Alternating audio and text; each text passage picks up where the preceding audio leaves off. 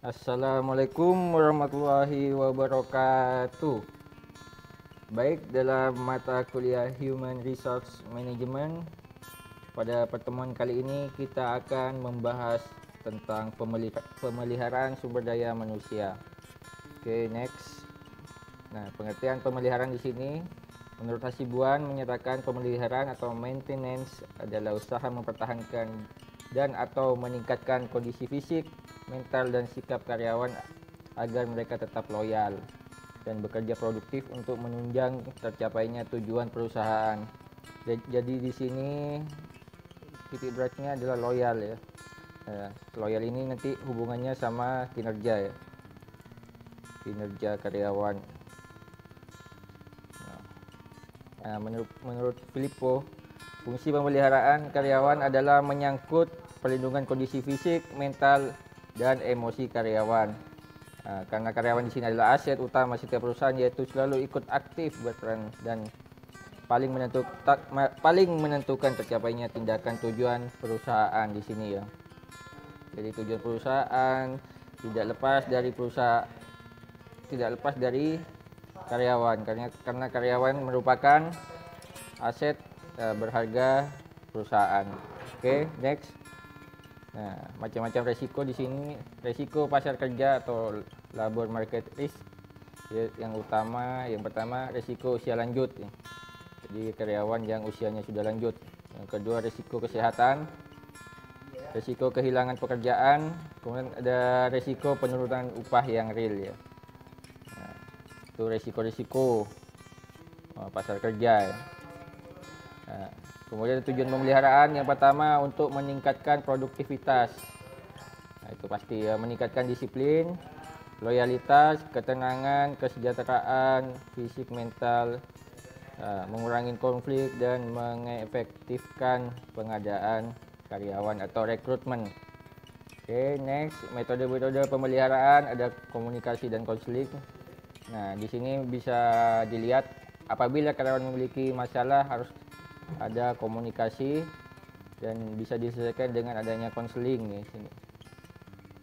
Nah, yang kedua ada keselamatan dan kesehatan kerja, ini penting ya untuk menjamin karyawan dalam bekerja. Ada insentif, kesejahteraan, disiplin dan ada asuransi ya. Nah, bisa asuransi kesehatan di situ juga ada asuransi kesehatan ya. Yang pertama ya masa tua. Nah, ini penting untuk karyawan. Kemudian ada asas-asas pemeliharaan, asas manfaat dan efisiensi, yaitu memberikan manfaat. Ada asas kebutuhan ya, pemenuhan kebutuhan. Kemudian ada asas keadilan dan kelayakan. Kemudian ada asas peraturan legal.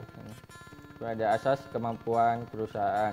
Jadi ingat, dalam pengadaan harus dengan juga harus disesuaikan dengan kemampuan perusahaan ya. Next, stres kerja ya. Nah, Ivan Sevic dan Matterson menyatakan bahwa stres kerja merupakan respon adaptif ditengahi oleh perbedaan individu yang merupakan suatu konsekuensi ya, dari tindakan, situasi atau kejadian eksternal atau lingkungan di sini yang menempatkan tuntutan fisik dan psikologis yang berlebihan terhadap seseorang. Nah, kalau menurut orang Indonesia ini ada Sosmalijah Suwondo menyatakan bahwa stres kerja adalah suatu kondisi terdapat satu atau beberapa faktor di tempat kerja ya yang berinteraksi dengan pekerja sehingga mengganggu kondisi fisiologis dan perilaku. Makanya tadi di awal dijelaskan adanya komunikasi dan konseling. Nah, itu untuk juga untuk mengatasi stres kerja. Oke, next, taraf stres kerja itu ada yang sedang ya. Yang pertama berperan sebagai motivator, memberikan dampak yang positif pada tingkah laku termasuk tingkah laku kerja ya. Kemudian ada taraf tinggi, terjadi berulang-ulang dan berlangsung lama sehingga individu merasakan ancaman mengalami gangguan fisik, psikis dan perilaku kerja. Ini yang berbahaya itu pada saat sudah taraf dia tinggi. Nah, kondisi yang cenderung menyebabkan stres disebut stresor. Jadi bagaimana manajemen atau organisasi atau perusahaan memanage agar karyawan tidak stres ya. Nah, ini harus dihindari stresor ya.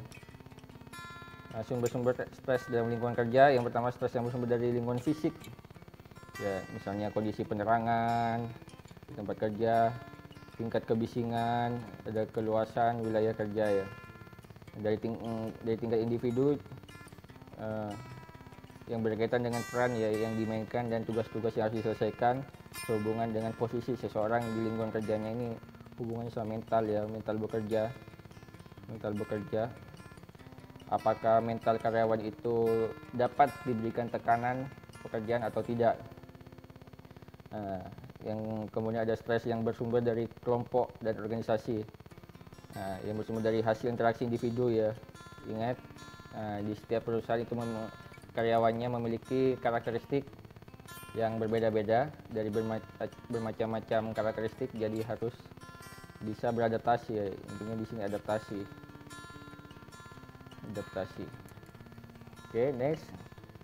Efek stres ada dampak subjektif, perilaku, kognitif, fisiologis, kesehatan, dan dampak pada organisasi. Ini dampak-dampak ya, 6 dampak ya efek stres. Oke, next. Ada konseling.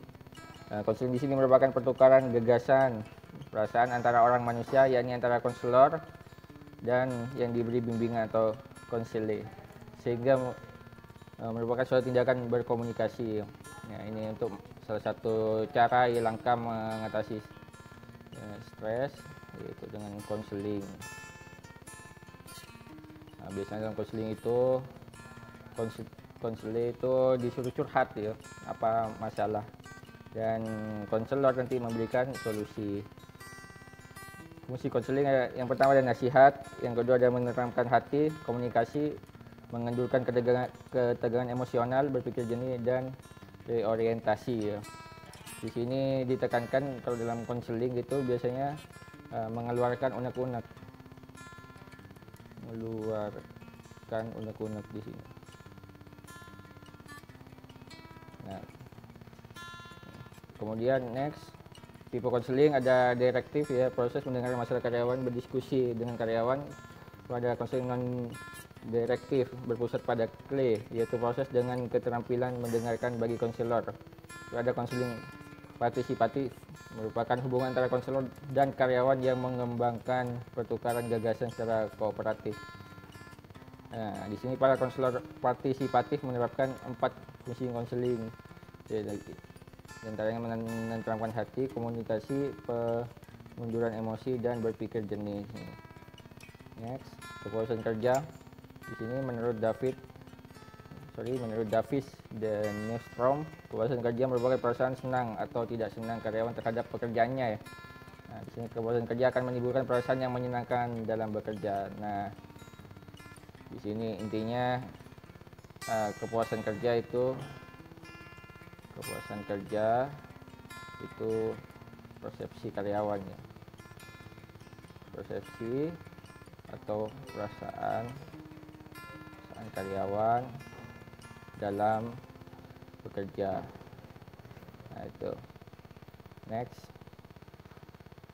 ada faktor lingkungan fisik ya. Di sini lingkungan pekerja itu sendiri, misalnya rancangan ruang kerja, desainnya itu, ada rancangan pekerjaan, kondisi lingkungan kerja, ada tingkat visual ya, serta akustikal privasi di situ.